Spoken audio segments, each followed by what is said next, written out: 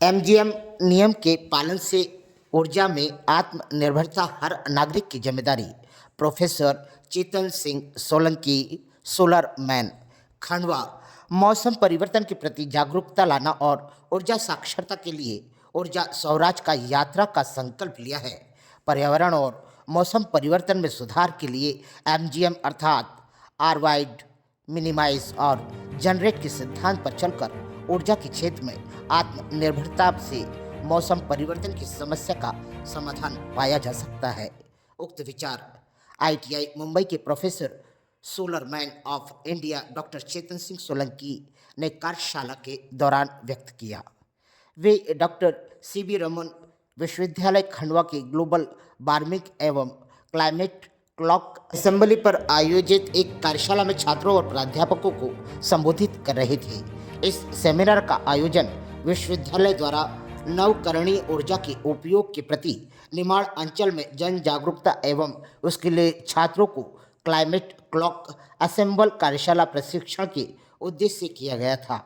Solar Gandhi के नाम से विख्यात एवं मध्य प्रदेश के solar brand ambassador doctor Solanki ने आगे कहा कि क्लाइमेट चेंज के प्रति पूरे भारत और विश्व के हर नागरिक को समस्या का सामना अधिक बाढ़, सूखा, अनियमित वर्षा और महामारियों जैसी परिस्थितियों का सामना करना पड़ रहा है। उन्होंने रेखांकित किया कि विकास की दौड़ में प्रकृति का ह्रास हो रहा है। उनकी यात्रा का उद्देश्य यह बताया है कि प्रकृति विनाश के लिए मैं अर्थात हम सभी मानव जिम्मेदार हैं। सुधार के लिए उपाय है कार्बन उत्सर्जन को कम करना। इसके लिए एनर्जी यूज पैटर्न को बदलना होगा, अपनी आवश्यकताओं को कम करना, सीमित करना होगा। हर मनुष्य और संस्था को पूरे समाज को कम ऊर्जा के उपयोग से जीवन जीने को फैशन बनाना होगा और इसे जन आंदोलन का रूप देना होगा, दिनचर्या में ढालना होगा। तभी यह पृथ्वी को जीवन जीने लायक बन सकेंगे। डॉक्टर सोलंकी ने अपने 4 बिंदु एक्शन प्लान पर चर्चा करते हुए कहा कि ऊर्जा साक्षरता, रिंकल डे मनाना, बिजली बचाना, सौर ऊर्जा का उपयोग करना होगा, तभी हम समस्याओं से निपट सकते हैं। हम 100% सोलर जीवन अपनाकर पृथ्वी पर आदर्श पर्यावरण की परिस्थितियों और स्थितियों अभी भी वापस ला सकते हैं, क्योंकि हमारी क्लाइमेट क्लॉक हमें 5.5 वर्ष के समय में यह कार्य करने का संकेत देती है और यह हमारी डेडलाइन की तरह है, क्योंकि यदि हमने उपाय नहीं किए तो पृथ्वी का तापमान सामान्य से 1.5 अंश बढ़ जाएगा और यह हमारा जीवन कठिन होता चला जाएगा। इस कार्यशाला में सीएम राज्य school Chhegaon Makhan, Arvind Kumar high secondary school, Surajkund girls high secondary school, Saraswati Vidyalaya के छात्र और प्राध्यापकों ने भाग लिया। इन्हें एक क्लाइमेट क्लॉक भी भेंट की गई। संचालन प्रोफेसर दीपक कौशल एवं प्रोफेसर अनामिका गौर ने किया। आभार प्राध्यापक श्री सोनी ने माना। बड़ी संख्या में छात्र छात्राओं ने बड़े ही उत्साह से इस कार्यशाला में पूर्ण रूप से भाग लिया। गुरुजन ये बहुत महत्वपूर्ण है। सर अभी पत्रकार वार्ता में थे और मैं उनकी बातें सुन रहा था। मुझे लग रहा था कि आपकी बातें, आपका विचार जो ये दुनिया झेल रही है उसके बारे में एक सटीक विचार और आपका प्रण, इसको जन जन तक ज़्यादा से ज़्यादा और जल्दी से जल्दी पहुंचाना बहुत जरूरी है, क्योंकि वास्तव में आपको सुन के लगा कि हम बहुत बड़ा पाप कर रहे हैं। हम अपने आगे आने वाली पीढ़ी के लिए इस दुनिया में जहर छोड़ के जा रहे हैं। वाकई में जब पानी पीने लायक न रहे, हवा श्वास लेने लायक न रहे, तो और क्या बचेगा। ऐसे वातावरण से जल्दी से जल्दी कैसे मुक्ति पाए, इस बारे में आप बहुत बड़ा काम कर रहे हैं। और मैं चाहता हूं, या मैं कहता हूं कि मेरा बड़ा सौभाग्य है, या हम सबका बड़ा सौभाग्य है कि आपने हमारे यहाँ आने का विचार बनाया और हमारे उन विद्यार्थियों से अपनी बात कहने का मन बनाया। इसके लिए मैं बहुत बहुत आपको धन्यवाद ज्ञापित करता हूं। और मैं कोशिश करूंगा कि आपकी कही हुई बात, आपकी कही हुई सावधानियां अपने जीवन में उतारने की कोशिश करूं और अपने परिवार वालों को भी, अपने विश्वविद्यालय के लोगों को भी इस बात के लिए प्रेरित करूं कि वो इन बातों पर ध्यान दें जो आप कहने वाले हैं। तो शायद हम कुछ 0.001% इस प्रकृति के सुधार में सहयोग दे पाएंगे। हमारे बीच आज प्रोफेसर सोलंकी है। हमको सौर पुरुष के नाम से जानते हैं, भारत के सौर पुरुष। उनका जो संकल्प है वो आप अभी उनसे ही सुने। संकल्प बहुत एक किस्म की भीष्म प्रतिज्ञा तेरे हम उस तरीके की समाज के हिस्सा बनते चले जा रहे हैं। दूसरों को कहने के लिए हमारे पास बहुत कुछ होता है, पर क्या हम अपने स्वयं के जीवन में, अपने स्वयं के चरित्र में, अपनी आदतों में उनको उतार पाते हैं? तो हमारे बीच, और खास करके मेरे नए नौजवान साथी जो मित्र बैठे हुए, इनके लिए आज निश्चित रूप से एक आदर्श पुरुष हमारे बीच में उपस्थित है। मैं विश्वविद्यालय परिवार की ओर से आदरणीय चेतन सिंह जी का बहुत बहुत अभिवादन करता हूँ, स्वागत करता हूँ। और आप सब लोगों को जानना चाहिए, जो मेरे नए स्कूल से आए हुए मित्र, हमारे विश्वविद्यालय के छात्र, हमारे संकाय सदस्य, आप सभी लोगों को एक और बात जान के आश्चर्य होगा और खुशी भी होनी चाहिए और करतल ध्वनि से इस बात का स्वागत करना चाहिए कि आदरणीय चेतन सिंह जी इसी नर्मदा अंचल की, इसी भूमि के भूमिपुत्र हैं, जो 30% के आसपास उन्होंने शायद पूरा किया है। वो कहते हैं कि वो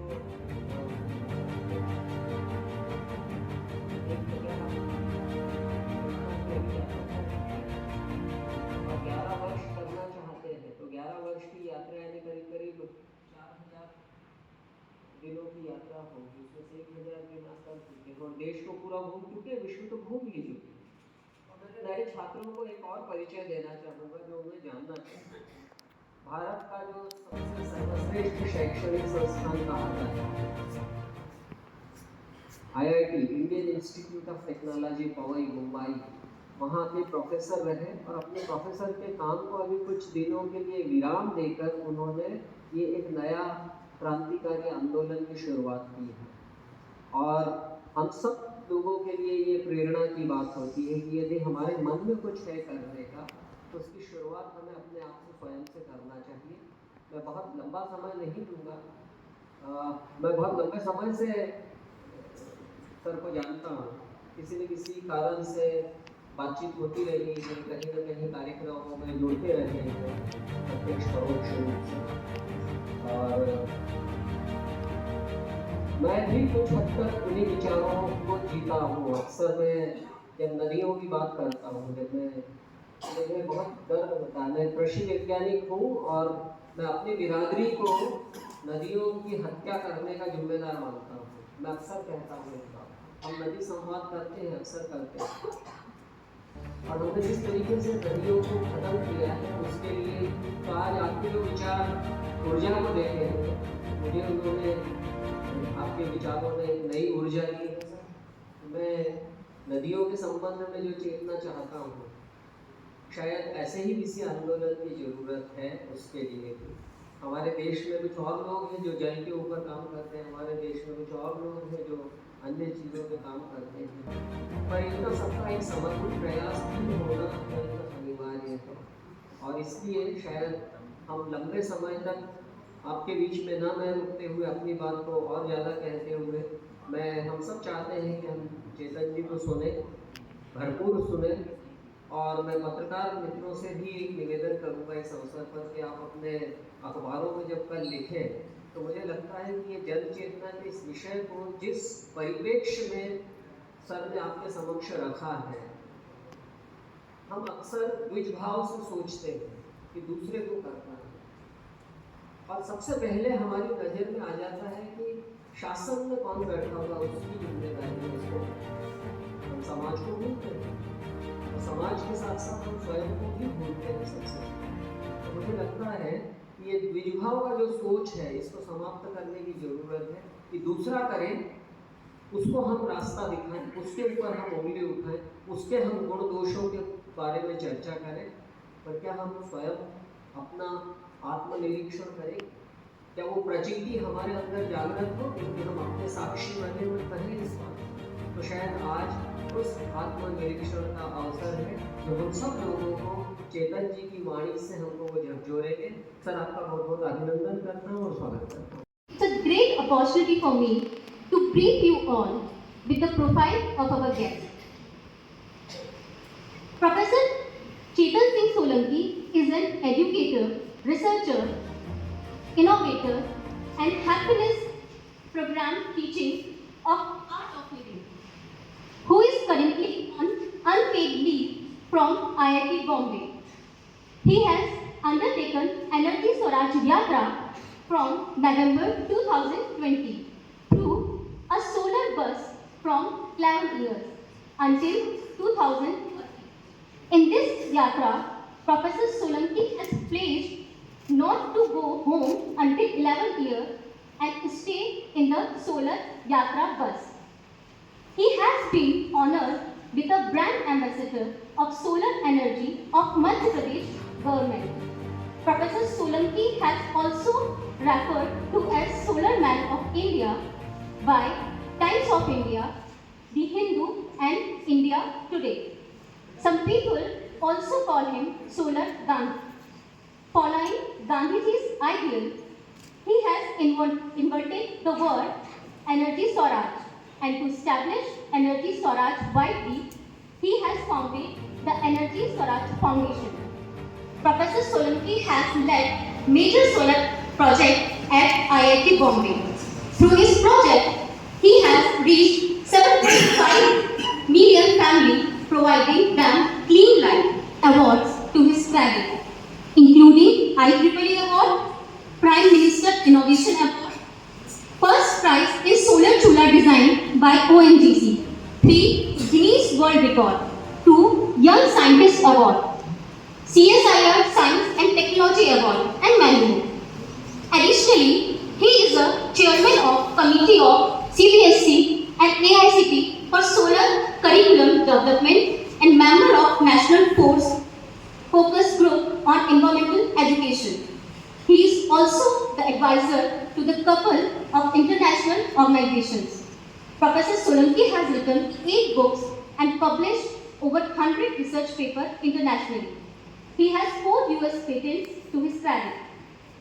During 2019, Professor Solanki traveled across the world covering 30 countries to spread the message of solar energy. The 11 years Yatra is expected to cover travel across the country 5 times.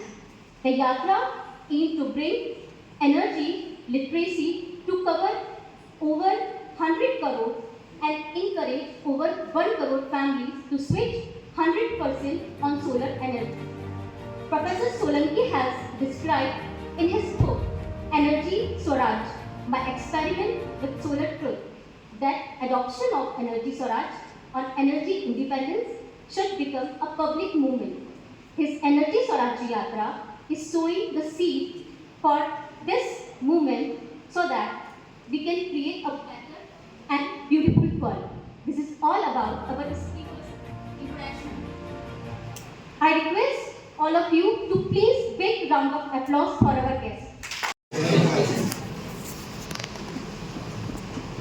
Dr. Joshi, Dr. Ravi, Dr. Qureshi, Ms. Jaya, Sharad Bhai, Meena Bhabi, all my friends from media, and everyone else here, sorry, student, professors, faculty members coming from various schools and colleges.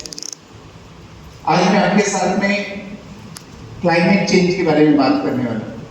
Climate change क्या है, क्यों है, कैसे हुआ है, कैसे ठीक करने वाले हैं। पर उसके पहले मैं आपसे पूछता हूँ कि आपके हालचाल लेता हूँ। How are you all? कैसे फाइन कर सकते? अच्छा, सब लोग होते हैं, टैक्सी वाले से पूछो भैया कैसे बोलता फाइन, किसी बड़े यूनिवर्सिटी में जाके स्टूडेंट प्रोफेसर से पूछो कैसे हो तो बोलते फाइन, किसी बड़े अधिकारी से पूछो, कलेक्टर से पूछो, सेक्रेटरी से पूछो कैसे हो, वो भी बोलता फाइन। भाषा में कहते हैं दुनिया में कुछ तो लोचा है। क्या है? कुछ तो लोचा है। सब लोग फाइन करते हैं। गीता में लिखा है जितने भी कर्म हम जीवन में करते हैं, चाहे सुंदर दिखना चाहते हो, अच्छी पढ़ाई करना चाहते हैं, अच्छा खाना चाहते हैं, आइसक्रीम खाना चाहते हैं, पैसे चाहते हैं, पद चाहते हैं, पोजीशन चाहते हैं, सबके पीछे एक ही काम होता है, एक ही उद्देश्य होता है। क्या? खुश हो, जो है ना, हैप्पी हो। इसलिए मैंने एक नियम बना के रखा है, मैं उन्हीं लोगों से बात करता हूँ जो हैप्पी होते हैं, खुश होते हैं। तो यदि आप लोग मुझे सुनना चाहते हैं तो आपको दो चॉइस है, या तो आप खुद से हैप्पी हैं या जबरदस्ती हैप्पी हैं। कौन सा पसंद है? खुद से? Very nice. तो एक बार happy, how are you all? Happy, very nice. अच्छा, एक प्राणी क्या नाम है? देखो उसके नाम से स्मेल आती है ना। इसमें क्या करेंगे हम लोग? आश्चर्यचकित फील करेंगे। आश्चर्यचकित फील कैसे करते हैं? चेहरा, आंख खुल जाती है, मुंह खुल जाता है, थोड़ा हाथ खुल जाएगा, गले से थोड़ी आवाज आएगी। मैं एक बार आपको करके दिखाऊंगा, फिर आप लोग करना, ठीक है? सब लोग मुझे ध्यान से देखेंगे, आश्चर्यचकित कैसे फील करते हैं ना, कुछ इस तरह से करेंगे। ऑलराइट, ठीक है, अब आपकी बारी है। सब लोग करेंगे, ठीक है? तो आज साइड में कर लेंगे। आपको कुछ नहीं होना, हम भी करें, सब लोग आज साइड में करें और 3 की गिनती पर आश्चर्यचकित फील करना है। अच्छा, जितना जोर से करेंगे उतना अच्छा लगेगा। रेडी? 3 की गिनती पर 100% एनर्जी के साथ। रेडी? 1 2 3। अच्छा, ये ट्रायल था, ये ट्रायल था कि रियल वाला करेंगे। रियल में क्या करेंगे? 5 बार करेंगे, ठीक है ना? सब लोग तैयार हो जाए। रेडी? 1 2 3। 1 2 3। 1 2 3। 1 2 3। 1 2 3। ऑलराइट, हमारे बात कैसे करते हो? और दूसरा, कोई सच में उचित कारण है। मुझे देख के आप लोगों को क्या लगता है? मेरा स्टूडियो लगता है? नहीं, थैंक यू सो मच। ये दया आपके लिए। इसका मतलब है सच में कोई उचित कारण है, और वो है क्लाइमेट चेंज। और क्लाइमेट चेंज हो नहीं रहा, हो चुका है। ठंड बदल गया है, गर्मी का सीजन बदल गया है, बारिश का सीजन बदल गया है। जो पहले होता था वैसे नहीं। आप सब लोग अनुभव करते हैं? ये सब हमारे आंखों के सामने है। पहले ऐसा नहीं कि पहले बाढ़ नहीं आती थी, 1000 साल पहले भी बाढ़ आती, 500 साल पहले भी बाढ़ आती थी, परंतु पिछले 40 सालों में जो बाढ़ की संख्या 500% इतनी बढ़ गई। तो चेन्नई में बाढ़, सिक्किम में बाढ़, चाइना में बाढ़, आसाम में बाढ़, जापान में बाढ़, यूरोप में, ब्राजील में, सऊदी अरबिया में। सऊदी अरबिया डेजर्ट कंट्री है, रेगिस्तान। अभी एक मैंने कल एक वीडियो देखा, रेगिस्तान में ऊंट बह रहे थे बाढ़ में। आप कल्पना कर सकते हो क्या हालत हो गई है? रेगिस्तान में बाढ़, जंगल में आग लग गई। आपने अमेज़न फॉरेस्ट वाले का नाम सुना? Australian forest, California, Greece, Italy, Turkey, Russia, UK, Canada, दुनिया भर के जंगलों में आग। समुद्र का लेवल बढ़ रहा है, समुद्र का लेवल बढ़ रहा है। मैं जब उड़ीसा गया तो किसी ने कहा सर आप एक गांव में वहां जरूर जाना, उसका नाम है साग भाया विलेज। और जब मैं गया तो धक्का लगा। क्या देखा मैंने? गांव था ही नहीं वहां पे। क्या था? गांव का मंदिर रेत के अंदर, गांव का हैंडपंप रेत के अंदर, और दुनिया भर में ऐसी कई सारी जगह हैं जो ऑलरेडी डूबने लगी। क्यों? समुद्र का लेवल 4.5 मिलीमीटर प्रति वर्ष की गति से बढ़ रहा है। तो ये जलवायु परिवर्तन हो चुका है और तमाम विषम परिस्थिति हमारे सामने पैदा अभी हो। तो प्रश्न किसने किया है? क्यों हो गया? जब से इंसानों ने कार्बन उत्सर्जन, कार्बन एनर्जी का उपयोग करना चालू, कार्बन डाइऑक्साइड का उपयोग करना चालू किया, तब से हुआ है। पेट्रोल का उपयोग, डीजल का उपयोग, ये सब कार्बन से मिलकर बने। पता ना? पेट्रोल मतलब कार्बन, डीजल मतलब कार्बन, एलपीजी मतलब कार्बन, सीएनजी मतलब कार्बन, कोयला मतलब कार्बन। और ये सबको जलाते हैं तो क्या केमिकल रिएक्शन होता है? Carbon plus oxygen equal to क्या होता है? कार्बन और ऑक्सीजन से केमिकल बनता है कार्बन डाइऑक्साइड और एनर्जी का उपयोग कर लेते हैं। एनर्जी का उपयोग करते हैं हम लोग। ये जब लाइट चलाते तो एनर्जी का उपयोग हो रहा है, खाना खा रहे तो एनर्जी का उपयोग हो रहा है, ट्रेवल कर रहे तो एनर्जी का उपयोग हो रहा है, कपड़े पहन रहे तो एनर्जी का उपयोग हो रहा है, ब्रश करना एनर्जी का उपयोग। आप लोग ब्रश करते हैं? हेलो, रोज करते हैं? पता है ब्रश करना कितना खतरनाक काम? मैं आपको बताता हूँ ब्रश करना कितना खतरनाक काम होता है। ब्रश करने के लिए क्या लगता है? टूथपेस्ट लगता है। टूथपेस्ट को मैन्युफैक्चर करना पड़ता है, एनर्जी लगती है। फिर हम टूथपेस्ट ट्यूब में नहीं लेते, उसको बढ़िया सुंदर सा पैकिंग होता है। वो पैकिंग बनाने के लिए कार्डबोर्ड लगता है, उसमें कलर प्रिंट होता है, उसमें एनर्जी लगती है। फिर आपका टूथपेस्ट कहाँ बनता है किसी को पता नहीं? आपके घर से 500 किलोमीटर दूर या 1000 किलोमीटर, किसी को पता नहीं? उसमें एनर्जी लगी, ट्रांसपोर्ट कराना पड़ा। फिर टूथपेस्ट को दुकान पे रखते हैं, दुकान में लाइट चलाता, पंखा चलाता, उसमें एनर्जी लगती। फिर आप टूथपेस्ट को खरीदने जाते थे, पहले क्या करते? पैदल आप गाड़ी से जाते, उसमें एनर्जी लगी। ये टूथपेस्ट की कहानी आपके घर आने की। सिर्फ टूथपेस्ट से ब्रश हो जाता है? नहीं, साथ में लगता है टूथब्रश। तो टूथब्रश को मैन्युफैक्चर करो, फिर उसको पैकेज करो, फिर उसको ट्रांसपोर्ट करो, फिर उसको स्टोर करो, फिर उसको लेके आओ, तब जाके टूथब्रश आता है। टूथब्रश पर टूथपेस्ट से काम करता है, क्या लिखता है? पानी। पानी के लिए क्या लगता है? पाइप। पाइप के लिए क्या लगता है? आयरन। आयरन के लिए आयरन माइन करना, आयरन को प्रोसेस करना, तब जाके पाइप लगता है। मोटर लगती है, मोटर में मैग्नेट बनाना पड़ता है, कॉपर वायर लगता है। फिर ओवरहेड टंकी लगती है, टंकी को बनाने के लिए सीमेंट और कंक्रीट लगता है, सब में एनर्जी लगती है। नहीं, और क्या लगता है? वॉल बेसिस सिरामिक का होता है, तो 15 डिग्री सेंटीग्रेड से ज्यादा मेल्ट करना करना ये समझ लेते, इसका मतलब है कि कल से ब्रश नहीं करना, ऐसा मत करना प्लीज, दातुन करना।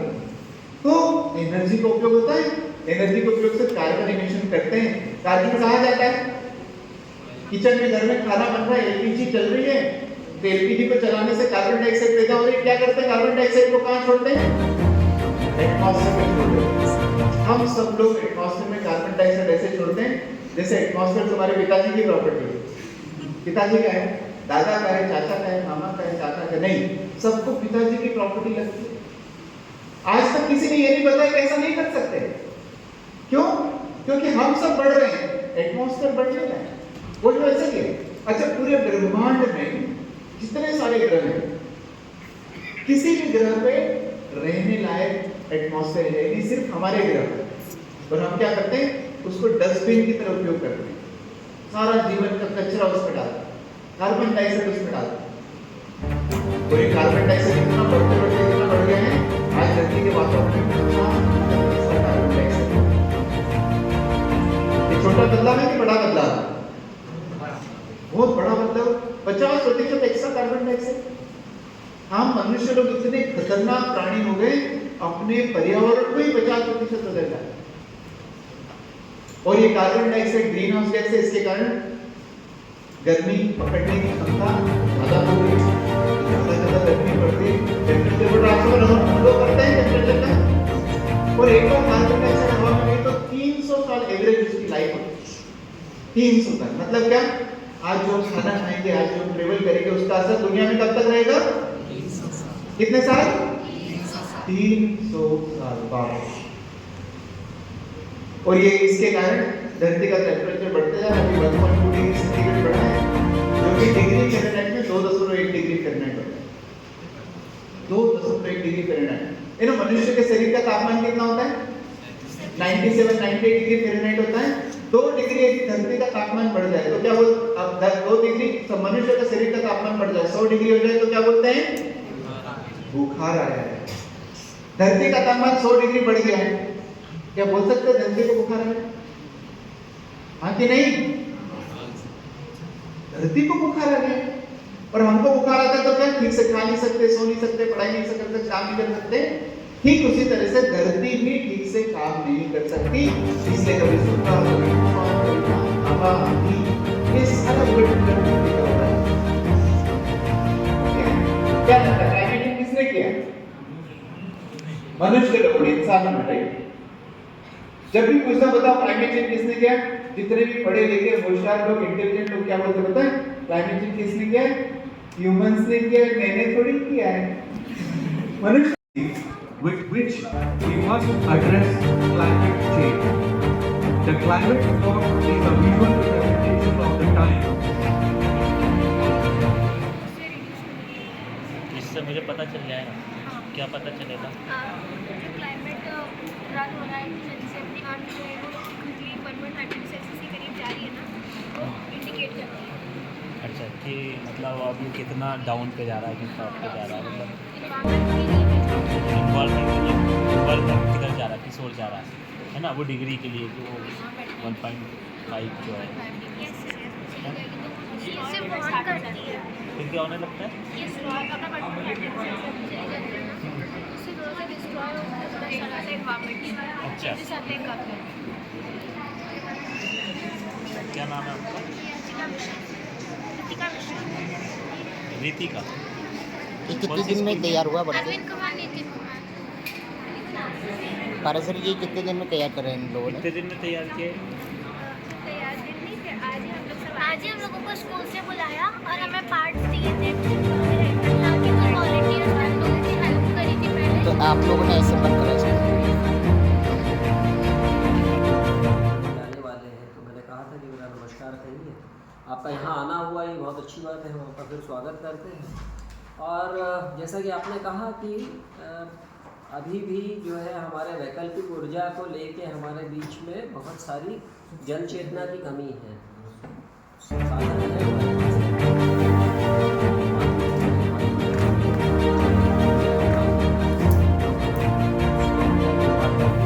आपकी उपस्थिति और जन सामान्य को शायद इसके बारे में बहुत सारी सूचनाएं नहीं हैं।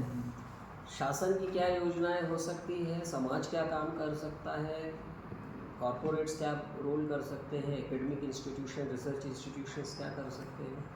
शायद आज अच्छा मौका होगा जब न्यूज़पेपर्स हैं हमारे इस क्षेत्र के बड़े सर्कुलेशन के हैं, जैसे पाराशर जी आते हैं तो वो भास्कर एक बड़ा सर्कुलेशन वाला है, या पत्रिका या बड़े सर्कुलेशन के पेपर्स हैं, और गांव-गांव लोग पढ़ते हैं। तो शायद उससे अच्छी चेतना होगी। तो मैं ज़्यादा समय नहीं लूँगा, आप सबका फिर से आपका भी सभी का स्वागत करता हूँ। अभी कुछ देर बाद हम छात्रों के साथ में भी मिलेंगे, जो उन्होंने एक कुछ क्लॉक असेंबल किया है, जो सर आपको अभी और उसके बारे में डिटेल बताएंगे। तो आज अभी शुरुआत में आपके को कुछ सर बता देंगे, उसके बाद में आपके जो प्रश्न होंगे उसको आप पूछ लेंगे।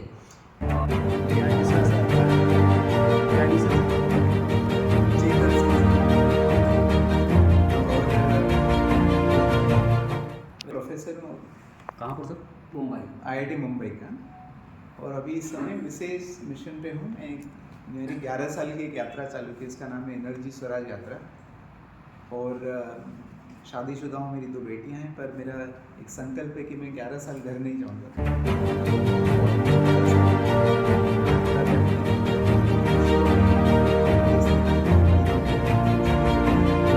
अवेयरनेस लाना और साथ में क्या कर सकते हैं, तो ये मैं कर रहा हूँ। और आज मेरी यात्रा को करीब 1166 दिन ऐसे कुछ हो गए। तो पिछले 1166 दिन से मैं घूम ही रहा हूँ पूरे देश भर में।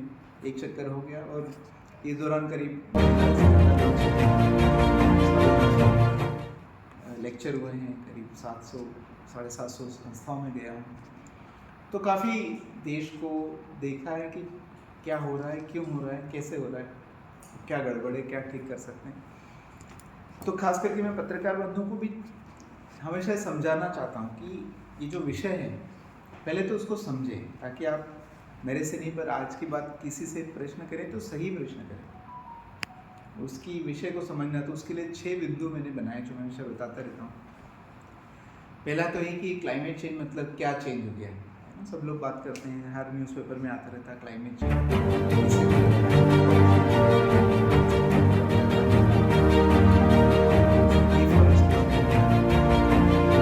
क्लाइमेट चेंज का एक ही मतलब है, ये जलवायु में परिवर्तन। तो ठंड जैसे ठंड वैसा ना रहा, गर्मी वैसे नहीं रही, बारिश वैसे, सब चेंज हो गया, और ये पूरे विश्व का चेंज हुआ है। और उसके कारण क्या हुआ, अचानक बाढ़ आना, सूखा पड़ना,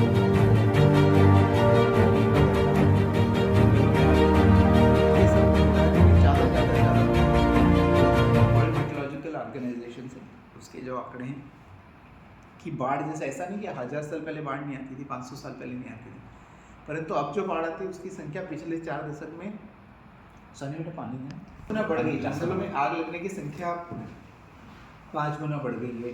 समुद्र का लेवल हर साल 4.5 मैंने ऐसी जगह देखी है जो कभी हुआ करती थी, अब नहीं है, जो समुद्र के अंदर डूब चुकी है। बांग्लादेश में हर साल 10 से 12 लाख लोग घर छोड़ के जाते हैं क्योंकि समुद्र का पानी घुस रहा है। ये सब कब हो रहा है? ये अभी हो रहा है हमारे आंखों के सामने। तो ये जलवायु परिवर्तन, सीजन का बदलना और उसकी फ्रीक्वेंसी और इंटेंसिटी। दूसरा बिंदु है कि क्यों बदल गया, ऐसा क्या हो गया अचानक धरती पर की जलवायु बदल गई। तो उसका एक ही कारण है, जब से मनुष्यों के हाथ में एनर्जी लगी, ऊर्जा लगी, खास करके कार्बन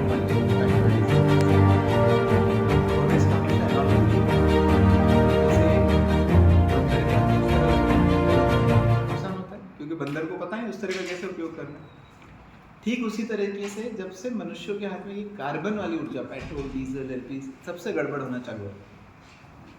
जब हम उसको जलाते हैं, कोयला, पेट्रोल, डीजल, एलपीजी, सीएनजी, तो उसका एक ही बाय प्रोडक्ट है, carbon plus oxygen equal to carbon dioxide. तो एनर्जी को उपयोग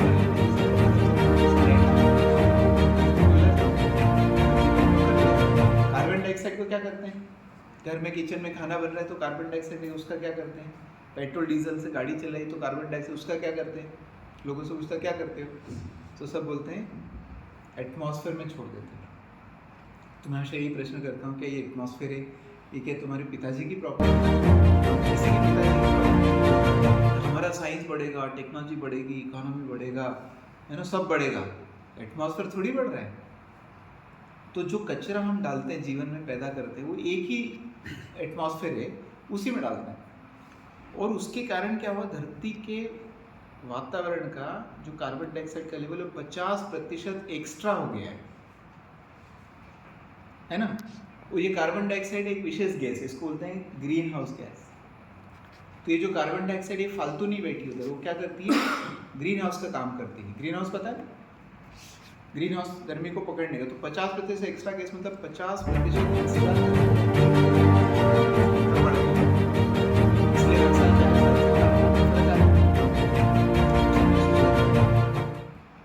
दूसरी हवा में गई तो इसका जो एवरेज लाइफ है, एवरेज वो 300 साल का होता है। मतलब आज हम जो खाना खाएंगे और आप जो खाना खाएंगे उसका असर दुनिया में कब तक रहेगा? 300 साल। आज जो हमने गाड़ी से ट्रेवल किया उसका असर 300 साल।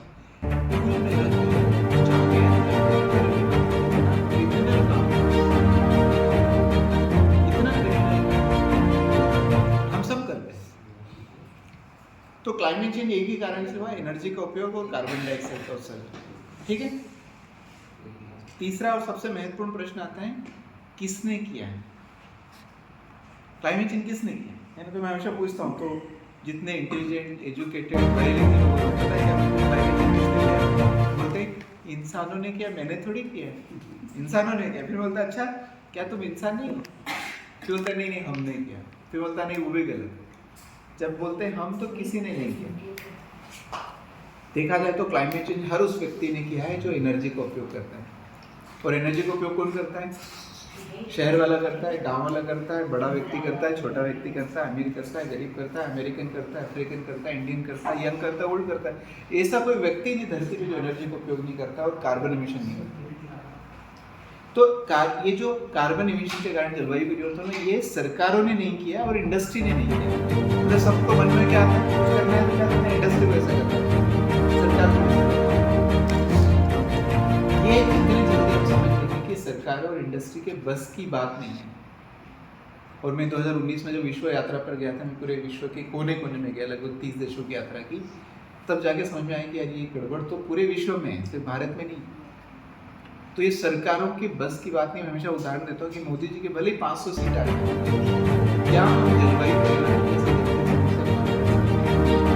क्योंकि सरकार ने किया नहीं है। अच्छा पॉलिसी बनाते हैं, सरकार कोई भी आएगी 5 साल के लिए आएगी, 6 साल के लिए सोच नहीं सकती। कोई भी सरकार आएगी, बहुत ज़्यादा संसाधन नहीं होते, सीमित संसाधन होते। इसलिए ये समझ लेना चाहिए और आम व्यक्ति को समझ लेना चाहिए, ये सरकारों के बस की बात नहीं, हर व्यक्ति जिम्मेदारी और हर व्यक्ति को करना पड़ेगा, क्योंकि उसको खुद को जीना है और उसके बच्चों को जीना। तो मैंने किया है, ये सबसे इम्पोर्टेंट ये समझना, और यही मैं यात्रा में समझाता रहता हूँ। 3 पॉइंट हो गए, क्लाइमेट चेंज, एनर्जी के कारण हुआ, कार्बन डाइऑक्साइड के कारण। तीसरा मैंने किया, ये समझना। चौथा, तो कब ठीक करेंगे, हो गया ना, अभी सब देख रहे हैं, कब ठीक करेंगे, आज और अभी करना पड़ेगा। इसीलिए हमने एक क्लाइमेट क्लॉक बनाई, जिसका कि प्रोग्राम यहाँ पर चल रहा है। क्लाइमेट क्लॉक एक ऐसी घड़ी है जो बताती है कि विश्व का तापमान 1.5 डिग्री जाने में कितना समय बाकी। तो मैं लोगों से पूछता हूँ कितना समय बाकी, क्या हमारे पास 500 साल है, क्या 200 साल है, क्या 100 साल है, क्या 50 साल है, क्या 40 से 30 से 20, हमारे पास आज की तारीख में 5 साल घड़ी बताई और 100 जिस व्यक्ति को यदि ये पता चले कि 5 साल की बात कर रहे हैं, 5.5 साल की बात कर रहे हैं, वो व्यक्ति सच में उस विषय को समझता है तो चेयर से कूद जाना चाहिए, जंप करना चाहिए। हे भगवान, कैसी स्थिति में हम लोग। पर देखो दुनिया में क्या सब लोग आराम से सो रहे हैं, ये तो आज और अभी करना पड़ेगा। और एक बराक ओबामा बहुत फेमस कथन है उनका, आप गूगल पे सर्च करेंगे तो मिल जाएगा। उन्होंने कहा था, ये जो पीढ़ी है, पहली पीढ़ी है जो जलवायु परिवर्तन को अनुभव करेगी, है ना, और ये आखिरी पीढ़ी है जो कुछ कर सकती है ठीक करने के लिए, आखिरी पीढ़ी। क्यों? क्योंकि ये ऐसा प्रॉब्लम है कि ये इरिवर्सिबल है, परिवर्तन।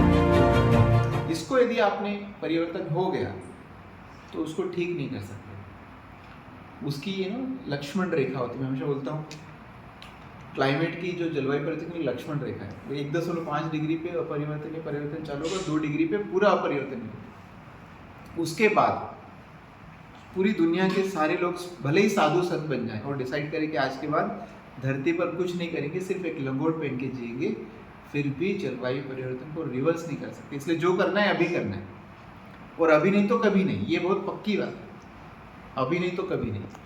जीवन में हर चीज इरिवर्सिबल होती है, टूट जाएगी तो फिर वैसे नहीं, कहाँ से टूट रहा है ठीक है, रबर को यहाँ तक कि सर जी मैंने एक उदाहरण दिया था कि भावनाएं जो कि सॉफ्ट चीज है ना, वो भी इरिवर्सिबल होती है। उसमें एक रहीम का दोहा है, मैं हमेशा कोट करता हूँ कि रहीमन धागा प्रेम का ना तोड़ो चटकाए, तोड़े से फिर ना जुड़े, जुड़े तो गांठ पड़ जाए। प्रेम के इसमें जो कि सॉफ्ट है उसमें भी गांठ पड़ जाए, एनीथिंग फिजिकल तो वो तो गया तो गया, उसको ठीक नहीं। इसलिए 1.5 डिग्री तापमान 5.5 साल बाकी, इसलिए जो करना है अभी करना है। अच्छा, एकदम से प्रलय नहीं आने वाला है कि अचानक 1.5 डिग्री हो गया और प्रलय आ गया, सब लोग मर गए, ऐसा बिल्कुल नहीं होने वाला। मैं बोलता हूँ लोगों चिंता मत करो, इतनी आसान मौत नहीं मिलने वाली। अचानक प्रलय आ गया, सब लोग मर गए, इतना आसान हो जाता तो बहुत ही अच्छा काम था। प्रकृति तड़पा तड़पा के ही मारेगी, ज्यादा सूखा, ज्यादा आंधी, ज्यादा तूफान, ज्यादा बाढ़, ज्यादा समुद्र का लेवल बढ़ना, ज्यादा बर्फ का पिघलना, ज्यादा जंगलों में आग लगना, ज्यादा ये फूड का प्रोडक्शन कम होना, इसी को तो तड़पना कहते हैं। जो चेन्नई में जब बाढ़ आती है तो जाके पूछो क्या होता है, सिक्किम में जब बाढ़ आती है तो जाके पूछो क्या होता है। तो ये सबको भुगतना पड़ेगा, और यदि आप और हम इससे प्रभावित नहीं है तो ये सिर्फ आप लकी हो अभी तक, ये सिर्फ मैटर ऑफ टाइम है जब ये आपको भी प्रभावित करने ही वाला, और कर रहा है एक्चुअली, क्योंकि छोटा छोटा करता है ना, स्लो पॉइजन है तो पता नहीं चलता। इसलिए जो भी करना है अभी करना है। 4 पॉइंट हो गए, तो कैसे करें अभी सब समझ में आ गया, एनर्जी के कारण कार्बन की कारण मैंने किया, अभी ठीक करना कैसे ठीक करें, ये सबसे इम्पोर्टेंट है। और मुझे लगता है विश्व में, भारत में 99% लोग नहीं समझते कैसे ठीक करें, 99%। और इसका सबसे बड़ा एग्जाम्पल है, देखो विश्व में 25-30 साल से एक काम चल रहा है क्लाइमेट के लिए। क्या सबसे पहले आपने हम किताबों में पढ़ा होगा अपने क्योटो प्रोटोकॉल, एक आया था 1997 में, क्योटो प्रोटोकॉल से क्या विश्व के रईस देश ने डिसाइड अपना कार्य किया। फिर तब से हर साल एक मीटिंग होती है, उसको बोलते हैं COP meeting, confederation of parties. विश्व के बड़े बड़े नेता, मतलब बड़े बड़े नेता का प्रधानमंत्री, प्रेसिडेंट, ऐसे लोग जाते हैं। हमारे प्रधानमंत्री जी भी गए थे दुबई में मीटिंग में। कौन सी मीटिंग है? COP28। 28 साल से 28वीं मीटिंग थी, मतलब 28 साल से बड़े बड़े लीडर ये चर्चा करते हैं कि जलवायु परिवर्तन को कैसे रोका जाए। प्रश्न है कि क्या जलवायु परिवर्तन रुक रहा है, क्या ये स्लो हो रहा है या ज़्यादा तेजी से बढ़ रहा है। ज़्यादा तेजी से बढ़ रहा है, इसका मतलब है कि जो सामान्य तौर तरीके हैं दुनिया के, और ज़्यादा साइंस डेवलप करके और इलेक्ट्रिक व्हीकल करके और ग्रीन हाइड्रोजन करके, ये सबसे तो ये ठीक हो नहीं रहा है। राष्ट्रीय अंतर्राष्ट्रीय स्तर पे नियम बना के ठीक हो नहीं रहे। ये बड़ा विषय है और हम सब इतने विरोधाभास में जीते हैं, पूरा मनुष्य इतना विरोधाभास में जीता है कि उसका एग्जाम्पल मैं देता हूँ। सबको ग्रोथ चाहिए, प्रगति चाहिए, जीडीपी बढ़ना चाहिए, और जीडीपी बढ़ने के लिए एनर्जी लगती है। बिना एनर्जी के प्रोडक्शन नहीं होगा ही नहीं होगा। 85% एनर्जी कोयला, पेट्रोल, डीजल से आती है, उससे कार्बन डाइऑक्साइड होता है, उससे ग्रीन हाउस होता है, उससे क्लाइमेट चेंज होता है। तो ग्रोथ मतलब क्लाइमेट चेंज है ना। और विरोधाभास देखो, हमारे दो मंत्रालय, एक मंत्रालय है जो इकोनॉमिक ग्रोथ को देखता है, दूसरा मंत्रालय जो क्लाइमेट चेंज को देखता है। दोनों विरोध का काम करते हैं। एक मंत्रालय जो कोयला ज्यादा जलाता है, एक मंत्रालय का नहीं, कार्बन एमिशन कम करेंगे। ये बहुत गड़बड़ है। मतलब मैं मुंबईया भाषा में बोलता हूँ हमेशा, दुनिया में बहुत बड़ा लोचा है। इतना बड़ा लोचा है कि लोगों को होश नहीं है कि वो उसी पानी को खराब करते हैं जिसको खुद पीने। मैं पूरे भारत का यात्रा करूँ, मुझे एक ऐसी नदी या नाला या कोई वाटर स्ट्रीम नहीं मिला जहाँ पे मेरा मन करे कि मैं हाथ धो लूँ। वरना हम आज के 30 साल पहले यहाँ पे किसी भी कुएं में जाकर कूद जाओ, किसी भी नदी से पानी पी लो, कभी दूसरी बार सोचना नहीं पड़ता था। तो ये मूर्खता है कि आधुनिकता है, क्या बोलेंगे इसको, कि हम पानी खराब, मिट्टी खराब, हवा खराब, संबंध खराब, डिप्रेशन के लेवल बढ़ रहे हैं, स्ट्रेस के लेवल बढ़ रहे हैं, वायलेंस के लेवल बढ़ रहा है, क्लाइमेट बिगड़ रहा है। तो ये ग्रोथ का करोगे क्या? तो कैसे ठीक करें, बहुत बड़ा विषय है। और मैं हमेशा बोलता हूँ कि यदि किसी को कैंसर हो जाए तो उसका इलाज पैरासीटामोल लेके नहीं किया जा सकता है ना। ठीक उसी तरह से यदि क्लाइमेट चेंज हो गया तो पेड़ पौधे लगा के इसका इलाज नहीं कर सकते। दुर्भाग्य की बात है, जब विश्व पर्यावरण दिवस आता है तो क्या करते लोग? पेड़ पौधे लगा। ये नहीं समझते, या बहुत कम लोग समझते हैं, पेड़ पौधे लगा के जलवायु परिवर्तन को नहीं रोका जा सकता। कैंसर का इलाज पैरासीटामोल से नहीं हो सकता। कैंसर का इलाज कैंसर के सेल को मारने से होता है, कीमोथेरेपी करना पड़ता है। ठीक उसी तरह से यदि जलवायु परिवर्तन हो गया तो कार्बन एमिशन के कारण हुआ है, तो उसको सॉल्व करना है तो कार्बन एमिशन को ही जीरो करना पड़ेगा। और कोई तीसरा तरीका नहीं। प्लास्टिक फ्री दुनिया बना लो, ये कर लो, ये सब मन को अच्छे लगने वाले काम है। इससे क्लाइमेट चेंज नहीं रुकना। दुर्भाग्य के बाद अधिकतर लोग विश्व में मन को अच्छा लगने वाले काम करते हैं, इसलिए इम्पैक्ट नहीं आ रहा। तो क्या करना चाहिए? जो जड़ है उसको हटाना चाहिए। और जड़ है कार्बन एमिशन, तो उसको हटाना चाहिए, उसको जीरो करना चाहिए। मतलब क्या? पेट्रोल, डीजल, एलपीजी, सीएनजी को कम करना चाहिए, जीरो करना चाहिए। खाना कैसे खाएंगे, ट्रेवल कैसे करेंगे, लाइट कैसे चलेगा, पंखा कैसे चलेगा? तो हमें सोलर एनर्जी पर आना पड़ेगा। वैसे भी हम कहते हैं मनुष्य जीवन के अस्तित्व का केंद्र सोलर ऊर्जा है। बिना सोलर ऊर्जा के धरती में पत्ता भी नहीं हिल सकता है ना। पर हमारा 85% जीवन किस पे चलता है? कोयले पे, पेट्रोल पे। तो हम अपना केंद्र छोड़ देंगे। और हिंदी में बहुत अच्छी कहावत है, जहाज का पंछी यदि रास्ता भटक जाए तो वापस जहाज पे ही आना पड़ता है। मनुष्य लोग, आधुनिक मनुष्य ने रास्ता भटक गए, हमने दूसरी ऊर्जा को अपना केंद्र बना लिया। हमारी जो ओरिजिनल ऊर्जा का केंद्र है उस पर आना पड़ेगा, सोलर पे। पर सोच समझ के आना पड़ेगा, यहाँ से फिर चालू होता। वरना क्या है, आधुनिक लोग क्या करते हैं, एक प्रॉब्लम सॉल्व करते हैं और दूसरी खड़ी करते हैं। ये तो हमारी एक्सपर्टाइज है, हम सब यही काम करते हैं, इसलिए सब गड़बड़ होते जा रहे हैं। यदि हमने सोलर का वैसे उपयोग किया जैसे अभी इस समय हो रहा है देश में, तो फिर मारे जाएंगे, फिर पछताएंगे। इसलिए सोलर का उपयोग भी बहुत सोच समझ के करना चाहिए। इसलिए मैंने 3 नियम बनाए। वो उसका है AMG, सोलर पे जाना है, पर कैसे आना है? AMG, avoid, minimize, generate. ये अप्रोच फॉलो करके जाना है। तो पहला काम क्या करना है? अवॉइड करना, उपयोग ही मत करो। किसी भी एनर्जी का उपयोग मत करो, भले ही वो सोलर ऊर्जा क्यों हो। और मैं हमेशा लोगों को बोलता हूँ, तो बड़ा आश्चर्य होता है कि सोलर ऊर्जा का उपयोग। मैं तो सोलर मैन ऑफ इंडिया में जो सोलर का ब्रांड एम्बेसडर हूँ गवर्नमेंट में, सोलर का प्रोफेसर, मेरा काम है सोलर को प्रमोट करना। पर सोलर को उपयोग करने का पहला नियम क्या है? सोलर का उपयोग मत करो। ये समझना जरूरी है। क्यों मत करो? क्योंकि दुनिया में ऐसी कोई टेक्नोलॉजी नहीं जो आप प्रोड्यूस करो और उसका साइड इफेक्ट ना हो। और मैंने सोलर में PhD की है। सोलर में बनाने के लिए उसको सिलिकॉन बनाना, क्रिस्टल बनाना, सोलर सेल बनाना, मॉड्यूल बनाने के लिए कांच बनाना, उसका एल्यूमिनियम फ्रेम बनाना, उसको खड़ा करने के लिए लोहे का स्ट्रक्चर बनाना, फिर उससे पावर निकालने के लिए केबल, कॉपर का केबल बना, पावर को प्रोसेस करने के लिए इन्वर्टर बनाना। इस सब के लिए इतना ज़मीन खोदना पड़ती है, माइनिंग करना पड़ती है, प्रोसेस करना पड़ता है, केमिकल्स लगते हैं, इलेक्ट्रिसिटी लगती है, कार्बन एमिशन होता है। अच्छा, एंड ऑफ लाइफ में रिसाइकल करना पड़ता है, फिर केमिकल।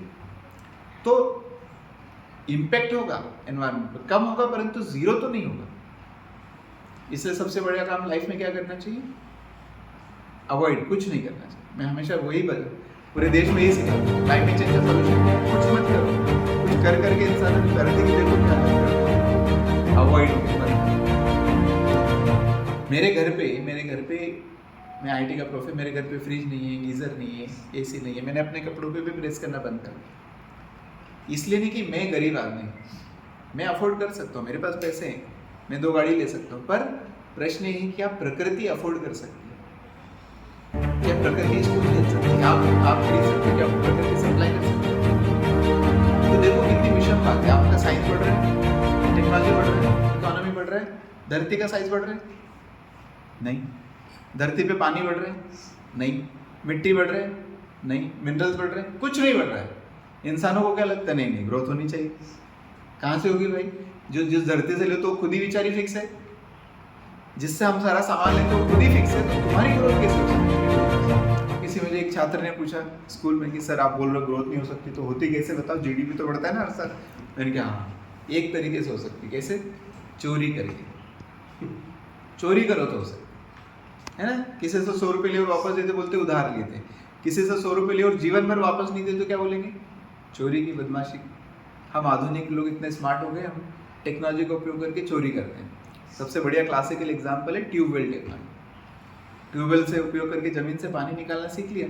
ज़मीन में पानी डालना सीखा है? नहीं। तो पानी का लेवल देश में कम हो रहा है ना, तो बोल सकते पानी की चोरी की। और चोरी कौन करता है? मेरे पिताजी और आपके पिताजी ने जमीन कितने पानी छोड़ा निकाल लिया। मेरे पिताजी और आपके पिताजी ने जंगल में पेड़ नहीं लगाए और हमने काट लिए, तो इसको ही तो चोरी है। तो ये जो ग्रोथ हो रही है वो पॉसिबल नहीं है, इम्पॉसिबल। और सदियों से हमारे शास्त्रों में गांधी जी ने, टॉलस्टॉय ने, सब ने अलग अलग अपने अपने तरीके से बातें कही है कि भाई ये तो नहीं हो सकता, कंटिन्यूस ग्रोथ तो पॉसिबल है। आपको कर रहे हो तो नुकसान करके करो, ये गारंटी है। तो सबसे पहले अवॉइड करो, अवॉइड नहीं कर सकते मेरे ऑफिस में 11-13 साल में किसी कभी दिन में ट्यूबलाइट नहीं जलती थी। पर हम लोग स्मार्ट लोग हैं, क्या करते हैं, इतनी बढ़िया बिल्डिंग डिज़ाइन करते हैं कि इतनी ये दीवार के बाहर लाइट ही लाइट है ना, पर देखो हमने क्या क्या सब बंद कर दिया और अंदर बढ़िया लाइट लगा के बैठे, नॉट रियलाइजिंग कि ये जो लाइट है इसके इसका असर किसी क्राइम से कम नहीं हो सकता, जो हम सब लोग करते हैं। तो मिनिमाइज करें, ऐसे एनर्जी का उपयोग करें जो कम एनर्जी, ऐसे मटेरियल का उपयोग करें प्लांट जो कम एनर्जी में चलता हो। जैसे कि लाइट तो मैं देख रहा हूँ एलईडी लाइट है, परंतु पंखे मुझे पता नहीं, ये इंडक्शन मोटर वाले पंखे ये 60-70 वाट पावर लेता है। आजकल ऐसे पंखे आ गए जो 20-25 वाट में चलते हैं। आपने इसके लिए पंखा लगाया तो आधी बिजली बचा ली, मतलब आधा कार्बन उत्सर्जन बचा लिया, मतलब आधा कोयला बचा लिया, मतलब आधा देश का पैसा बचा लिया, मतलब क्लाइमेट चेंज बचा लिया। तो ऐसे उपकरण का उपयोग करो। फ्रिज का उपयोग मिनिमाइज करो, छोटे फ्रिज का उपयोग करो। और मिनिमाइज नहीं कर सकते, अवॉइड मिनिमाइज और मिनिमाइज नहीं कर सकते तो आखिरी का बिजली जनरेट करो जहाँ है वहीं। तो ये बिल्डिंग की पावर इसी बिल्डिंग से आती है, 400, 1000, 500 किलोमीटर दूर से नहीं। भारत देश में 30%, 20% कोयला इंपोर्ट होता है ऑस्ट्रेलिया से, 10-10 हज़ार किलोमीटर ट्रेवल करता है। आप जब उसकी प्रोसेस देखोगे तो आप बिजली को छूना ही बंद कर दोगे। इतना ट्रांसमिशन, इतना रेलवे, इतना शिप्स, इतना मशीन्स, इतना जनरेटर, इतना टर्बाइन, सब ट्रांसफार्मर, ट्रांसमिशन, इतना सारा काम देश को करना पड़ता है, तब जाके तुम्हारे पास बिजली आती है। तो जनरेट करो कहाँ? जहाँ पर है वहीं पर, बाहर से मतलब हमने, आप लोग पता नहीं कितने लोग जानते हैं, मैंने एक स्कूल बनाया पे खरगोन जिले में, विकन गाँव में, 14 एकड़ का स्कूल है। 2010 में बना था, तब से आज तक बिजली का कनेक्शन ही नहीं लिया हमने, सब सोलर पे चला, 100% सारे काम सोलर। वहाँ पे कम से कम 9-10 परिवार हो सकता है ऐसा। ये 2010 में पॉसिबल था, तो आज तो बिल्कुल पॉसिबल है। तो जनरेट करो, लोकल। सो ये नियम का पालन करेंगे, AMG, अवॉइड, मिनिमाइज, जनरेट, तो हम बोलने से बच जाएंगे OMG, oh my God solar इतना महंगा है। नहीं तो अभी किसी को बोला ओ माय गॉड सोलर महंगा, छत पे जगह नहीं, पॉलिसी नहीं, ऐसा नहीं, फलाना नहीं। तो ये नियम का पालन करेंगे तो ही सोलर ठीक है। अभी जब प्रधानमंत्री जी ने वो अनाउंस किया 1 करोड़ घरों में सोलर का, और अपना हमारे फाइनेंस मिनिस्टर, तो मैंने उनको लेटर लिखा कि सोलर 1 करोड़ घर पे लगाने से समस्या हल नहीं हो रही है। मैंने देखा है जहां पर भी सोलर लगा है उनका बिजली का बिल कम नहीं होता, बढ़ जाता है, मतलब पैसे बच जाते हैं, परंतु नंबर ऑफ यूनिट जो पैसे बिजली कंज्यूम वो बढ़ जाती है। तो फायदा क्या हुआ उसका? भाई आपको बिजली पैदा करने के लिए आपको पैनल करना है, उसका तो नुकसान ही हो रहा है ना। तो जिस व्यक्ति की सोलर लगाने से बिजली का कंजम्पशन बढ़ जाए उसका पर्यावरण को क्या फायदा होगा? तो यदि हमने 1 करोड़ घर लगा भी लिए और बिजली की जरूरत को कम नहीं किया, एफिशिएंट कुछ फायदा नहीं। हाँ, लोगों को फ्री बिजली मिल जाएगी इतना, परंतु पैसा बचाना और पर्यावरण दो अलग चीजें होती हैं। पैसे बचाने के लिए हमको कंजम्पशन को, पैसे बचाने के लिए जनरेशन को मैक्सिमाइज करें, ज़्यादा से ज़्यादा पैदा, और पर्यावरण बचाने के लिए ज़रूरत को कम से कम कैसे करें, तब जाके हम सच में एक ऐसा धरती बना पाएंगे जो हमें जीवन सस्टेन करे। वरना अभी 1.2 डिग्री हुआ है, 1.5 डिग्री जाने में करीब 5-6 साल बाकी है, 2 डिग्री जाने में 20-22-23 साल बाकी हैं। उसके बाद जो चेंज होगा वो भयानक होगा। और सबसे बड़ी बात है कि ये सदी के अंत तक, आज हम 2024 में 76 साल बाकी हैं, ये सदी के अंत तक धरती का तापमान सामान्य से मिनिमम 3 और ज़्यादा से ज़्यादा 6 डिग्री बढ़ सकता है। ये अनुमान मिनिमम 3, सब कुछ हमने अच्छा किया तो 3 डिग्री, और कुछ नहीं किया तो 6 डिग्री तक जा सकता है। तो 6 डिग्री ये क्या होता है? एवरेज इतना बढ़ेगा, तो नॉर्मली इतना ही नहीं रहता, कभी बहुत ऊपर जाएगा कभी नीचे जाएगा। तो एक बड़ा प्रश्न है, रिपोर्ट्स आए, क्या आज के 80 साल बाद, 100 साल बाद, 125 साल बाद या 150 साल बाद मनुष्य का जीवन धरती पर बचेगा या नहीं बचेगा? क्यों इतनी विषम परिस्थिति हो जाएगी? जब डायनासोर थे, पता ना डायनासोर क्यों खत्म हो गए? उस समय क्लाइमेट चेंज अचानक एक मीटियोराइट दूसरे के साथ टकराया, उसका बदला, चूंकि परिवर्तन इतना तेज हुआ कि डायनासोर जैसा प्राणी इतना तगड़ा पावरफुल भी उसको सस्टेन नहीं कर सका। प्रश्न है कि आज के 100, 125, 150 साल बाद क्या मनुष्य जीवन बचेगा? कितने जी रहे होंगे, कैसे जी रहे होंगे, बंकर में जी रहे होंगे, क्या कर रहे होंगे? इसलिए किसी और के लिए नहीं, समाज के लिए, हर पेरेंट्स के लिए, किसी समाज के लिए नहीं, देश के लिए, छोड़ दो देश को, कम से कम अपने बच्चों को और उनके बच्चों को जीने लायक धरती छोड़ के जाओ। इतना ही करो। कोई पढ़ाना लिखाना सब बंद कर दो, नहीं पढ़ाओगे चलेगा। बच्चे हमसे ज़्यादा होशियार हैं, हमसे ज़्यादा अच्छा पढ़ाई लिखाई करके वो अपना आजीविका चला लेंगे, परंतु बेचारे को जीने लायक तो छोड़ दो। और जीने के लिए 3 ही चीज़ें चाहिए उसको। ऐसी हवा छोड़ दो जो शुद्ध हो, वो बिना फिल्टर के पानी पी सके, और जो खाना खा रहा है उसमें रसायन, इतना कर दो बस। इतना ही मैं सारे पेरेंट्स से रिक्वेस्ट करता हूँ, हर जगह इतना करो। जीने लायक धरती छोड़ के जाओ तो बड़ा मुकाम होगा बच्चों को पढ़ना। बेचारे बहुत ज़्यादा दिख रहा है। जब स्थिति आ रही है, अभी न्यूयॉर्क शहर में इमरजेंसी लगी, विश्व के सबसे पावरफुल कंट्री के सबसे पावरफुल सिटी न्यूयॉर्क रुक गया था, कुछ नहीं कर सकता प्रकृति के आगे। कनाडा में 2-2.5 महीने पहले के बाद एक शहर को खाली करना पड़ा, कुछ नहीं कर सकते। ऑस्ट्रेलिया में जब जंगल में आग लगी थी 2-3 साल सरकार कुछ नहीं कर सकती, तो ऐसे साइंस पे एडवांस है, कुछ नहीं कर सकते। इसलिए सबको भुगतना पड़ेगा, बहुत भयंकर भुगतना पड़ेगा। इसलिए सबसे तरीका वही है कि जो कारण है उसको ठीक कर लो, एनर्जी को ठीक कर लो, गलत एनर्जी से सही एनर्जी पे आ जाओ, सही तरीके से आ जाओ और सही समय पे आ जाओ। ये 3 चीज़ों का पालन करेंगे तो ही हमें समस्या से हल कर सकते हैं। वरना नहीं है, 3, 4, 5 हज़ार साल बाद एक नई प्रजाति आएगी, वो कहेगी धरती पर एक ज़माने में धरती पर मनुष्य हुआ करते थे, ऐसी स्थिति है। तो मैं इसलिए आपको समझाया कि आप लोग समझो इस विषय को, ताकि और किसी से प्रश्न करना तो सही प्रश्न कर सको। वरना हम इसी में खुश हो जाते हैं कि अच्छा ये यहाँ पे इतना रोड बन गया, अच्छा वहाँ पे इतना मेगावाट का सोलर पावर प्लांट लग गया।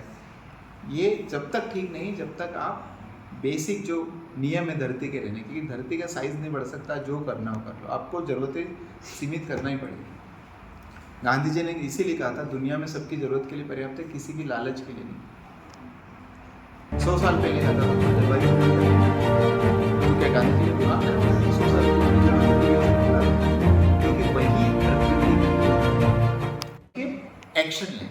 तो हमारी 4 एक्शन होती है जो मैं बोलता हूँ एक्शन फॉर क्लाइमेट करेक्शन। हमने एक राष्ट्रीय कैंपेन बनाया, national campaign on action for climate correction. क्या कैंपेन है? 4 एक्शन लेने को बोलते हैं सभी को। क्या? पहले तो ये एनर्जी में साक्षर बनो, देखो मेरे शर्ट पे भी लिखा है ना, आई एम एनर्जी, ऊर्जा में साक्षर बनो। ऊर्जा की ना समझी के कारण गड़बड़ होती है। जिस दिन आप ऊर्जा को समझ लेना उस दिन ठीक हो जाएगा। उदाहरण देता हूँ, जैसे कोबरा काटेगा तो मर जाएंगे, सबको पता है। तो सरकार को ये पॉलिसी बनानी पड़ती है कि कोबरा देखे तो दूर भाग जाओ, 10 फीट दूर। ऐसा नहीं, सरकार को पॉलिसी नियम कानून नहीं बनाना पड़ते, खुद से कर रहे हैं। क्यों? आप समझते हो। जहर है नहीं पीएंगे क्योंकि आप समझते हो। जिस दिन आप एनर्जी को समझने लगोगे उस दिन वैसे ही ठीक हो जाओगे। तो पहले ऊर्जा में साक्षर बने। मैंने एक कोर्स बनाया जो 11 भाषाओं में उपलब्ध है और फ्री है। 3 घंटे का मात्र ट्रेनिंग है और सभी के लिए, और 11 भाषाओं में। और करीब आज की तारीख में 20 लाख लोगों ने एनर्जी लिटरेसी की है। पहला प्रोग्राम। दूसरा है माइंड को कैसे ट्रेन करें। अभी तो माइंड बिगड़ चुका है क्योंकि माइंड को ये ज़्यादा से ज़्यादा करना है, ज़्यादा वो करना है, तो कैसे ट्रेन करें कि कम करें। तो हमने एक प्रोग्राम चालू किया है। अभी रिंकल अच्छे हैं, जैसे दाग अच्छे होते हैं ना, रिंकल अच्छे। तो हर मंडे को बिना प्रेस के कपड़े पहनना है। क्यों पहनना है? क्योंकि एक बार जब प्रेस करते हैं तो करीब 200 ग्राम तक कार्बन एमिशन होता है। तो हमने हर मंडे ग्रीन डे 2.25 लाख लोगों ने साइन किया। हर मंडे को 2.25 लाख लोगों ने साइन किया। और मैं हमेशा कहता हूँ जिस दिन हम ये समझने लगे नियम कानून नहीं बनाना है, क्या समाज के मापदंड बदलना है।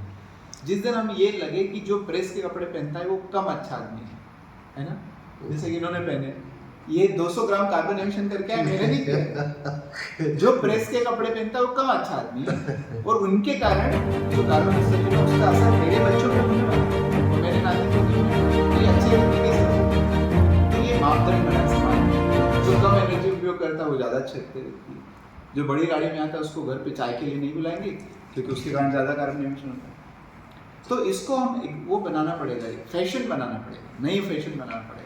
अच्छा, इससे कुछ सुंदरता में फ़र्क भी नहीं पड़ता। और मैं हमेशा कहता हूँ मेरे घर पे ये सब फ्रिज ये सब उसको फैशन बनाने के लिए हमने एक और काम किया। मेरी 2 बेटियाँ हैं।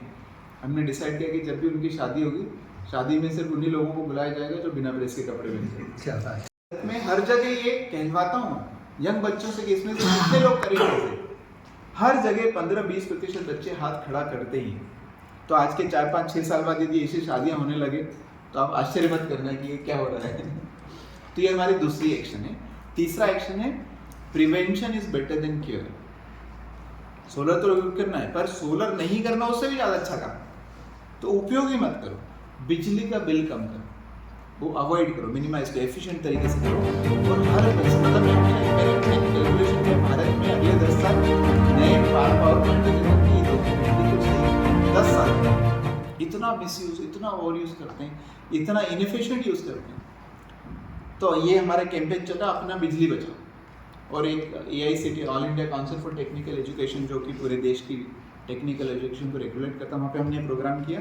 पिछले 13 महीने से उनका बिजली का बिल करीब 22,000 यूनिट कम आता है। 13 महीने से क्या किया? 0 यूनिट, कुछ नहीं खर्चा, सिर्फ समझ के जो फालतू है उसको बंद करना। अभी वहाँ पे लाइट को बैठा है तो उसको बंद करना चाहिए, ऑटोमेटिक होना चाहिए। तो देखो हम 20% यहीं बचा लेते हैं, है ना। ये करना है तो 20% बचाना कोई बहुत महान काम नहीं, हर व्यक्ति को अपने घर पे करना चाहिए। ये तीसरा काम है। चौथा काम है आखिरी में सोलर पे तो जाना ही पड़ेगा, कोई चॉइस नहीं है।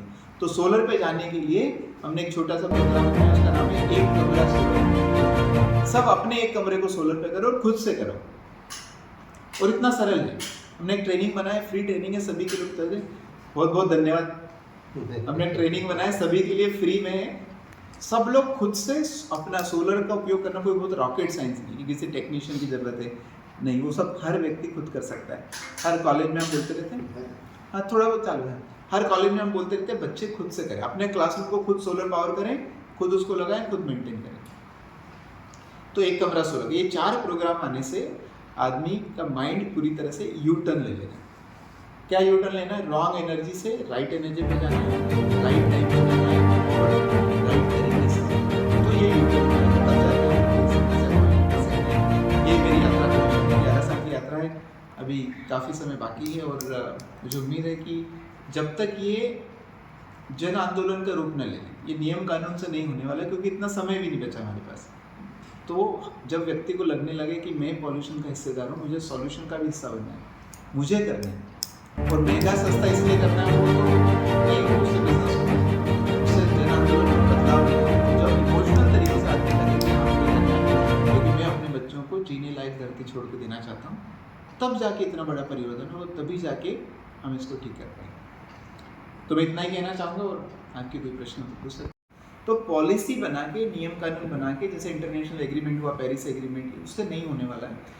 ये तभी होगा जब हम, जैसे मैंने कहा, प्रोफेशन बने कि जब अगली बार ये मुझे यहाँ पे ऑफिस में बुलाए और मैं ये लाइट देखूँ तो मैं इस घुसने से मना करूँगा। मेरा ये और आपने कहा ना, हमको वहाँ बैलेंस बनाना है। जैसे अभी हमने 90% लाइट बंद कर दी, पर मैं बोल रहा हूँ 20% करो, 30% करो, आपको फील भी नहीं होगा। पर आजकल के ये जो डिज़ाइन है इतना वेंटिलेशन होता तो शायद जरूरी नहीं। तो क्यों करना चाहिए? 5% ग्रो करना चाहिए, क्यों करना है? तो उत्तर क्या आता है? क्योंकि ग्रोथ करने से समृद्धि बढ़ती है ना, प्रॉस्पेरिटी बढ़ती है। क्या वेरी गुड। जब देश का जीडीपी पिछले 20 साल से बढ़ रहा है ना, लगातार 5-6 साल तक बढ़ रहा है, तो जब देश का जीडीपी 5% बढ़ता है तो चेहरे की स्माइल 5% बढ़ता है। समृद्धि का तो उत्तर वही होगा ना। पर ऐसा हो रहा है क्या? डिप्रेशन बढ़ रहा है, स्ट्रेस बढ़ रहा है, स्माइल कम होती जा रही है।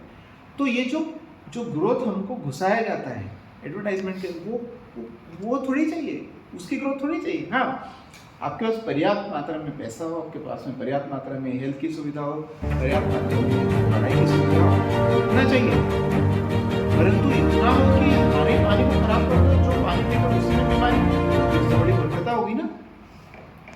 समझ में आ गया?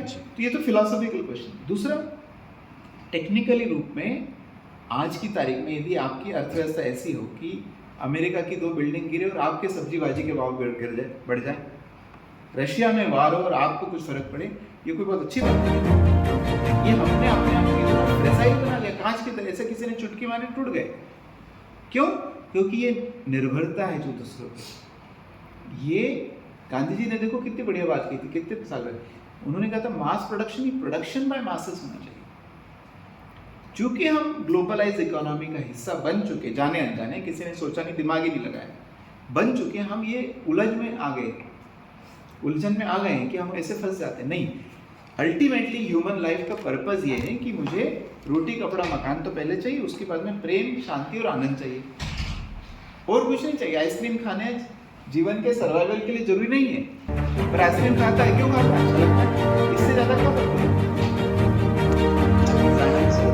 हमने एक इनिशिएटिव किया था, उस समय के जो मुख्यमंत्री थे आदरणीय शिवराज सिंह जी चौहान को 2-3 बातें मैंने प्रपोज की थी, आप करो।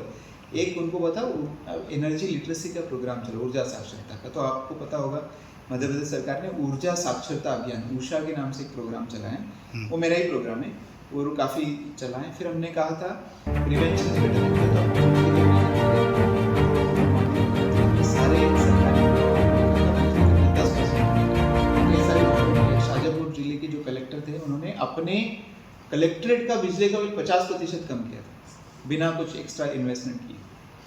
तो ऐसे कई सारे कार्यक्रम, उसमें एक पॉलिटेक्निक में भी हमने ये प्रोग्राम चालू किया था कि आत्मनिर्भरता है, उनको हमने ट्रेनिंग दिया, खुद मैंने ट्रेनिंग दिया था भोपाल में, और फिर इनिशिएट किया था कि आप खुद से करो। क्या होता है ना, सरकारी सिस्टम में दूसरे ने खरीद दिया, टेंडर कर दिया, उसका जो लॉन्जिटिविटी के लंबे समय तक वो नहीं रहता। तो हमने उनको खुद से आत्मनिर्भर बनाने के लिए ट्रेनिंग और इनिशिएटिव चालू किया था, और उसी के दौरान कई सारे पॉलिटेक्निक कॉलेजेस ने काम किया है। जो परिस्थिति में हम लोग पहुँच चुके हैं, उस परिस्थिति में सबसे समझदारी का काम ये हुआ कि हम सरकार पे निर्भरता ना रखें। ये मेरी जिम्मेदारी कि मैं शुद्ध पानी पीऊँ, मेरा जीवन अच्छा चले और मेरे बच्चों का, ये मेरी जिम्मेदारी, मेरा धर्म है। सरकार का धर्म है चुनाव जीतना, तो वो चुनाव जीतने के लिए जो काम करना करेगी। इंडस्ट्री का धर्म है प्रॉफिट कमाना, वो प्रॉफिट कमाने के लिए जो काम करना करेगी। पर आपका और मेरा धर्म अलग है। कई लोगों को लगता है सोलर महंगा है, और मुझे लगता है कि वो डबल से महंगा है, क्योंकि अब कंपेयर करोगे 10 ग्राम का सोना 60,000 रुपये का होता है। 60,000। क्या हम सोना खरीदते हैं? हमारी गाड़ियाँ हैं, साइकिल की तुलना में मोटरसाइकिल 70-80 हज़ार की आएगी, उसकी तुलना में कार 5 लाख की, 4 लाख की, 6 लाख की, क्या हम खरीदते हैं? तो जो घर में सोलर पावर करना है तो मुझे 2 लाख का खरीदना है, 1.5 लाख का खरीदना है। तो 1.5 लाख की तुलना में तो ये घर बनाना और गाड़ी तो महंगा कहाँ? ऐसा है, फीलिंग आ गई सब लोगों को कि नहीं महंगा है सरकार की वजह नहीं। मुझे लगता है कि मैं हमेशा उदाहरण देता हूँ, भारत में रिन्यूएबल एनर्जी मंत्रालय 1921 में आया था। आज कितने साल हो गए उसको? 40 साल से ऊपर हो गए। और 40 साल में भारत में कितना प्रतिशत सोलर का एडॉप्शन हुआ है? 3-4%। क्या अगले 40 साल इंतजार करेंगे 3 को 6% करने में या 7% नहीं कर सकते? समय नहीं है, क्लाइमेट क्लब ठीक हो रही। इसलिए ये महंगे सस्ते का सबसे पहले सस्ता है, और महंगे सस्ते का पॉलिसी ना पॉलिसी का सवाल नहीं है। यदि मुझे कुछ करना है आज ये जीवन, ये क्लाइमेट चेंज को बचाने के लिए, तो सारे काम छोड़ के सबसे पहले इस विषय की गंभीरता को समझो। और मैं हर यूनिवर्सिटी में यही बोलता हूँ, सारे काम छोड़ दो, आप सब पढ़ाना बंद कर दो। सबसे पहले हर बच्चे को, हर टीचर को, सिक्योरिटी गार्ड को, जो वाइस चांसलर, वहाँ तक के लोगों को पहले ये समझाओ कि गड़बड़ क्या है। जब गड़बड़ समझ में आएगी तब उसका सॉल्यूशन। गड़बड़ ही पता नहीं, मैं खुद गड़बड़ का कारण ये भी पता है, एहसास नहीं। जब ये समझ में आ जाएगा तो हर व्यक्ति खुद से इतना कर सकता है। सरकार की सरकार सरकार के साथ में, राज्य सरकार के साथ में बहुत क्लोजली काम करें। किसी भी सरकार के पास में ना बहुत ज़्यादा समय होता है, ना बहुत ज़्यादा संसाधन होते हैं कि वो सबकी मदद कर सके, ऐसा हो नहीं सकता। और जितना समय लगेगा उतना समय है नहीं। इसलिए हर व्यक्ति को अपनी व्यक्तिगत जिम्मेदारी मान के अपने लिए, अपने खुद के जीवन के लिए करना ही पड़ेगा, चॉइस नहीं है। ऐसा मुझे नहीं मिला, पर उल्टा जरूर मिला। मैं एक बार गुजरात गया था, गुजरात में मेरी यात्रा थी, मैं बड़ा खुश हो गया कि अरे वाह, हर जगह सोलर दिख रहा था, 4-5 बिल्डिंग में, तो बड़ा खुश हो गया। मैंने कहा गुजरात तो बहुत डेवलपिंग स्टेट है। 15-20 दिन बाद बड़ा दुखी हो गया। पता है क्यों? क्योंकि मैं ऐसा लेक्चर हुआ, मेरा लेक्चर के बाद एक सज्जन है, बोले sir thank you very much, आपने आंखें खोल दी। मैंने क्या हुआ? बोले मेरी सिस्टर का फोन है, तो बोल रही थी भैया मैंने घर पे 6 किलोवाट का सोलर सिस्टम लगा के रखा है। पहले एक कमरे में एसी था, अभी 3 कमरों में एसी लगा लिया, फिर भी बिजली बचती, बताओ क्या करूं। कहने वही मैं बोल रहा था ना कि दुर्भाग्य की बात है कि सरकारों ने भी जो काम किया वो ठीक नहीं किया। सोलर का उपयोग पैसे बचाने के लिए करते हैं, सोलर का उपयोग पर्यावरण बचाने के लिए नहीं करते हैं। दोनों के तरीके अलग हैं। ना हमारा एनर्जी का विभाग, ना हमारे जो भी गवर्नमेंट के विभाग है, समझ में नहीं आता। वो खुद ही लगता है कि महंगा सब्सिडी देते रहते हैं। मैं हर जगह एक ही बात बोलता हूँ सरकार को, यदि आपको सोलर में भलाई करना है, कुछ करना है, मदद करना है लोगों को, तो क्या करो, सब्सिडी बंद करो, ऐसा अनाउंस करो।